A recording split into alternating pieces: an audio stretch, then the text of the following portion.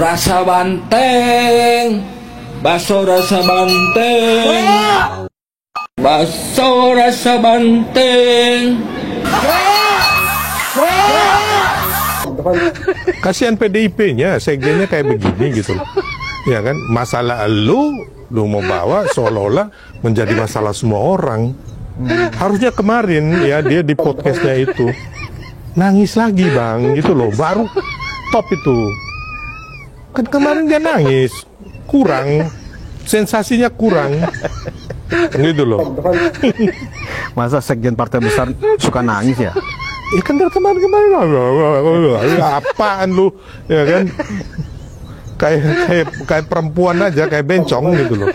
Ya sesungguhnya sih kita berharap ya kan, di demokrasi yang sudah semakin matang Indonesia ini, apalagi dengan sudah terpilihnya Pak Prabowo, Pilpres sudah selesai, pilkada pun sebentar lagi akan selesai, ya kan?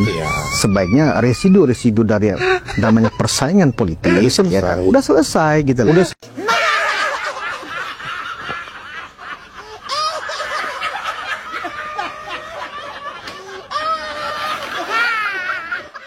Wis leren nang wis sing sapa wis ngombe om neh wis wangerum wis apa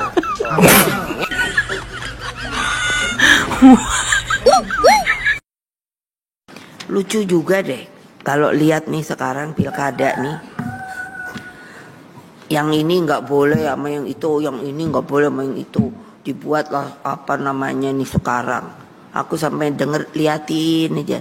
Terus saya suka ngomong pada diri saya sendiri, kasihan deh PDI Perjuangan, dikungkung, ditelikung, tinggal sendirian gitu.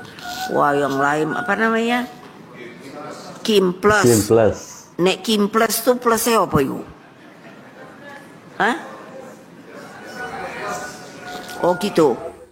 Untuk Ibu Mega, beta mau sampaikan bahwa menutupi ambisi Anda yang tetap ingin jadi Ibu Ketum, jadi jangan munafik, karena kami rakyat ini juga tahu bahwa belakangan ini PDIP adalah sejatinya partai dinasti Indonesia Perjuangan. Partai Anda itu tidak pernah menghormati suara rakyat. Kenapa beta bilang begitu? Karena Pak Jokowi jadi presiden yang jelas-jelas dipilih oleh rakyat saja. Kalian bilang itu dikasih oleh Ibu Ketum. Lalu bagaimana mau bicara tentang kehormatan sedangkan suara rakyat saja kalian tidak hormati? Jadi stop membual. Sudah muak dengan kalian para petugas Partai Banteng. Sudah jijik dengan kalian para petugas Partai Banteng. Jadi stop tipu-tipu rakyat. Dan untuk masyarakat NTT, khususnya yang loyal pada Pak Jokowi, beta mau sampaikan bahwa Pak Jokowi sudah datang meninggikan harga diri NTT, sudah datang mengangkat kehormatan NTT, bahkan kehormatan NTT dipandang seluruh penjuru Nusantara bahkan dunia dengan terhormat. Tapi belakangan ini kehormatan Pak Jokowi dilucuti oleh Partai Banteng dengan berbagai fitnahan, dengan berbagai hinaan dan makian. Maka dari itu beta minta dengan hormat pada saudara semua agar ratakan Banteng di seluruh penjuru Pulau Bamora demi kehormatan Pak Jokowi dan kehormatan NTT. Saudara melihat PD-nya Bang Dul bakal menang mau 2 putaran, 3 putaran.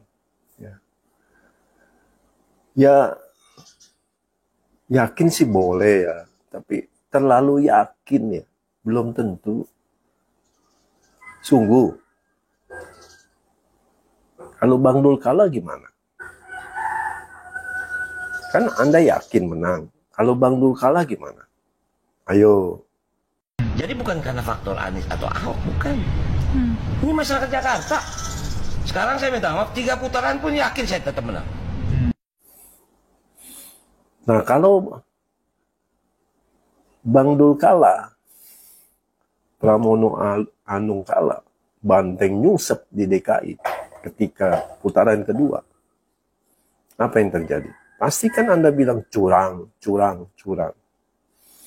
Ya kan? Pemilih Jakarta itu tidak bisa diintimidasi. Tidak bisa lagi tahan juga ngelihat kesombongan seseorang. Ini kan bicara tentang pendukung Anies.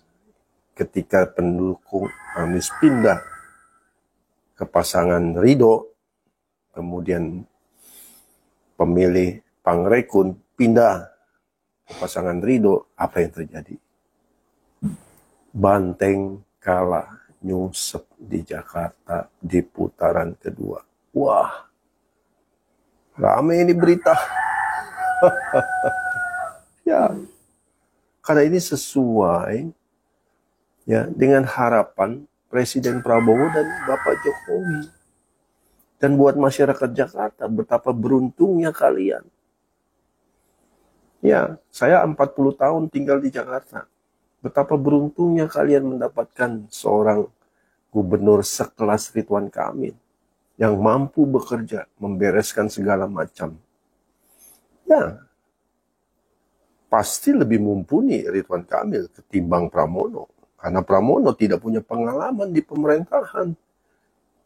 Ya, dia kan hanya di partai dan membantu presiden sebagai sekretaris kabinet. Nah, Bang Dul, apa jadinya kalau Anda kalah? Ya guys, memang ya agak berlebihan ketika Bang Dul ya, atau sapaan untuk Rano Karno ya, dia bilang tidak ada pengaruhnya ya dengan sosok Ahok ataupun Anies. Jadi mau berapa periode, mau berapa putaran pun, mau sampai berputar-putar, masyarakat Jakarta tentu pasti akan memilih Pramono Rano ya. Ya, ini menurut saya sangat berlebihan ya. Saya tidak bisa membayangkan jika putaran kedua ini berlangsung, kemudian pasangan Pramono Rano kalah, akankah mereka bilang, wah ini pasti ada kecurangan? Pasti begitu ya. Kesannya apa ya? Mendahului kemenangan sebelum pilkada putaran kedua itu berlangsung. Ya memang baik juga sih, tapi kan apa yang disampaikan oleh Bang Dul ini tentu membuat para pendukungnya Anies Baswedan, membuat para pendukungnya Ahok pasti akan kecewa. Mereka mungkin berpikir bahwa kok kita ini tidak dianggap ya? Kok kita ini, suara kita kemarin yang waktu di putaran pertama kok tidak dianggap ya? Ya masyarakat Jakarta. Tetapi kan di sana kan dipisahkan. Ya, ada pendukungnya Anies, ada pendukungnya Ahok, ya. Ada pendukungnya Rano Karno, ada pendukungnya Pramono. Jadi itu semua dipisahkan. Jadi kalau misalnya Ahok ini tidak turun gunung ikut membantu kemarin, kemudian Anies Baswedan juga sampai terkesan tidak punya malu, ikut turun gunung juga membantu dengan alasan katanya biar dia bisa menitipkan visi misinya untuk membantu warga Kampung Bayam. Ya, saya rasanya ngeri sekali ya. Nah teman-teman, tadi pada video yang kedua yang ketiga tadi, dalam sebuah podcast ya, ada bapak siapa tadi saya lupa namanya, katakan kasihan PDIP, itu si sekjennya kayak perempuan, si sekjennya kayak bencong, ya, si sekjennya kok dikit-dikit kok nangis ya. Ya begitulah, memang sifatnya Hasto seperti itu. Kalau menang, dia diam-diam. Teman-teman bayangkan 2 periode ini Hasto tidak mengeluarkan air mata. Ya, 2 periode selama kepemimpinan Bapak Jokowi, Hasto selalu memuji-muji Bapak Jokowi. Namun apa daya, setelah Bapak Jokowi tidak bersama PD Perjuangan, karakter atau sifat asli dari seorang Hasto mulai muncul. Mulai nangis mewek-mewek, menuduh yang bukan-bukan, kalah karena ada kecurangan. Nah, pertanyaan saya, kalau memang Anda menuduh bahwa kekalahan PDI Perjuangan itu karena kecurangan, apakah kejadian yang di Pangkal Pinang, di mana pasangan dari partai ya yang diusung oleh PDI Perjuangan itu kalah sama kota kosong, apakah mau menuduh kota kosong itu curang? Enggak kan? Aneh banget ya orang ini.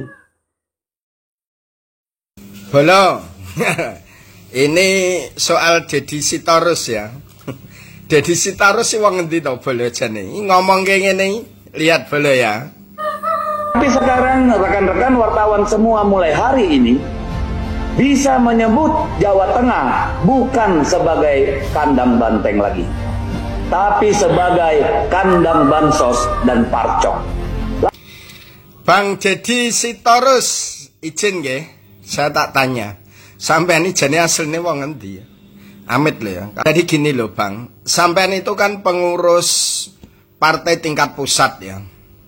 Perhelatan partai dalam kehidupan berbangsa bernegara ini kan tidak hanya pilkada saja, tidak hanya pilpres kali ini saja, kan masih ada proses-proses berikutnya lagi.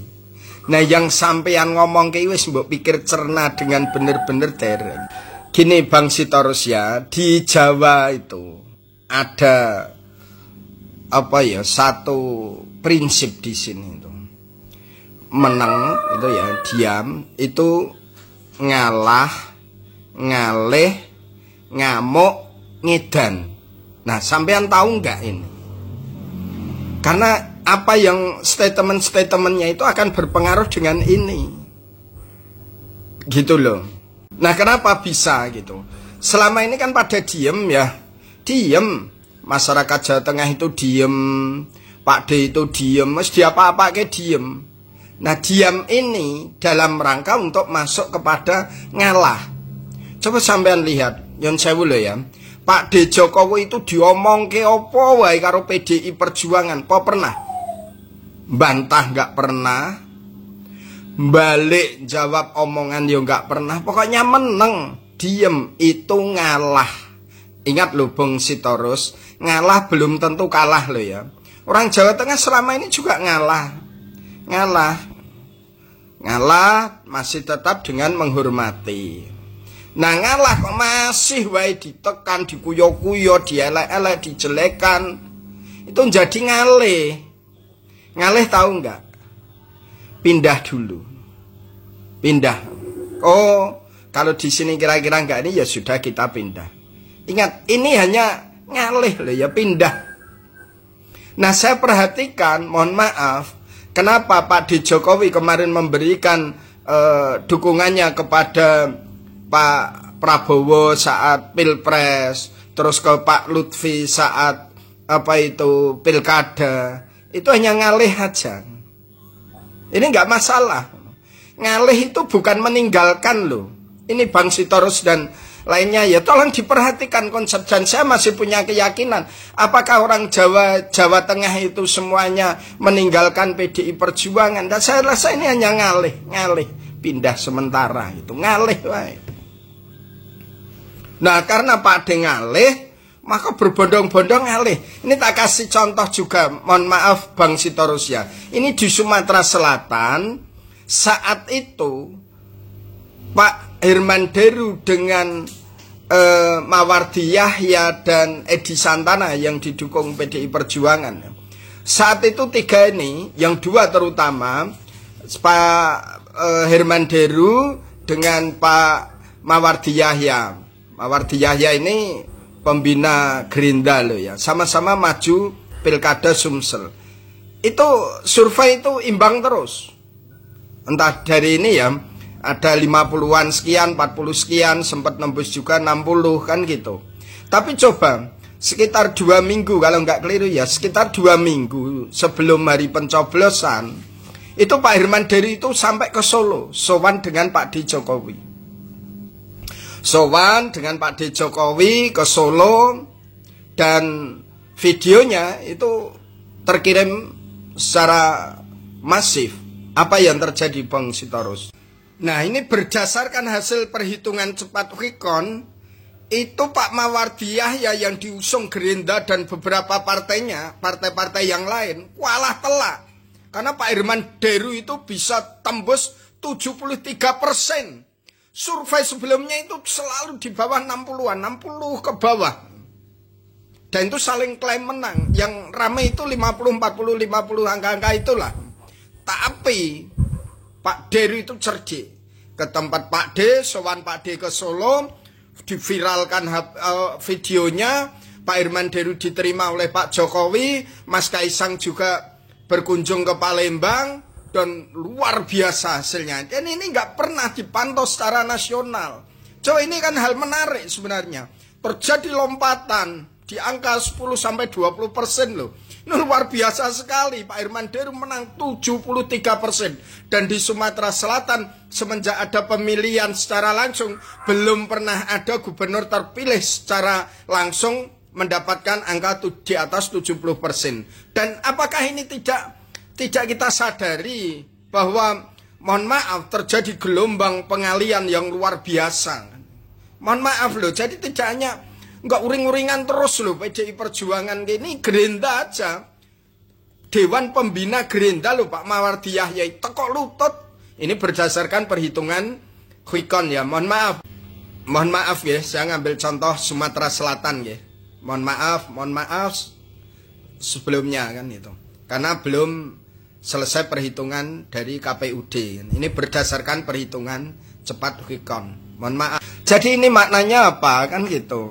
Maksud saya, orang Jawa itu gini loh, apa itu, mudah-mudah enak, angel-angel mudah-mudah angel gitu loh.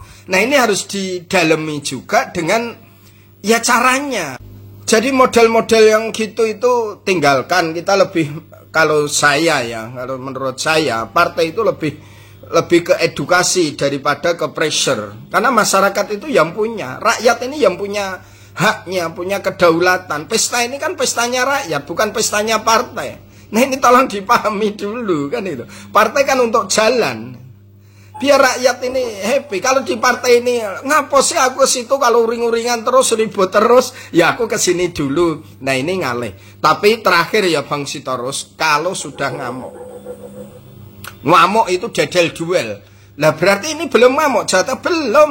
Ini kalau saya baca Jawa Tengah itu hanya baru mengalihkan aja. Puncaknya kalau sudah ngedan. Ngedan itu ora edan tapi seakan-akan ngedan. Nah kalau sudah ini sampai anak turunan itu dibledek terus.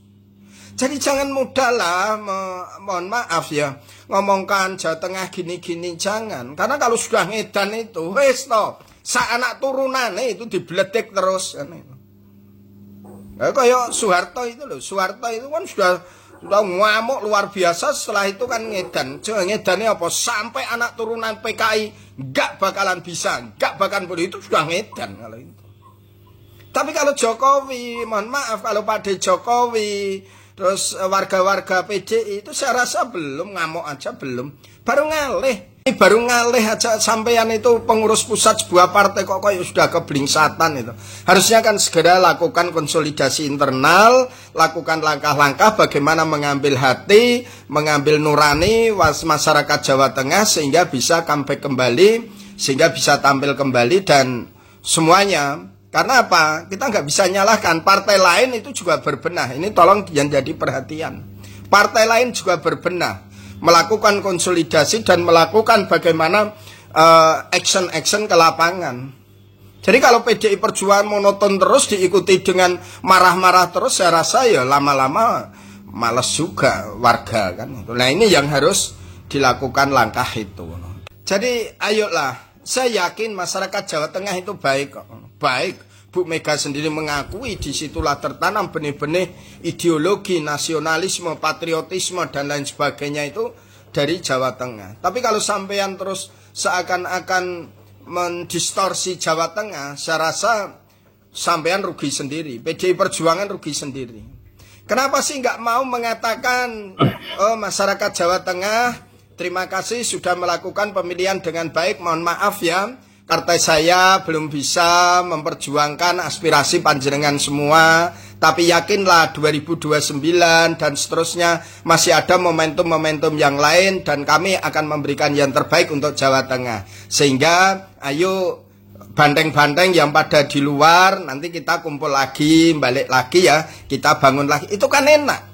Tapi kalau saya perhatikan ya, wane iki udah nesu kabeh loh. Oke, Bolo.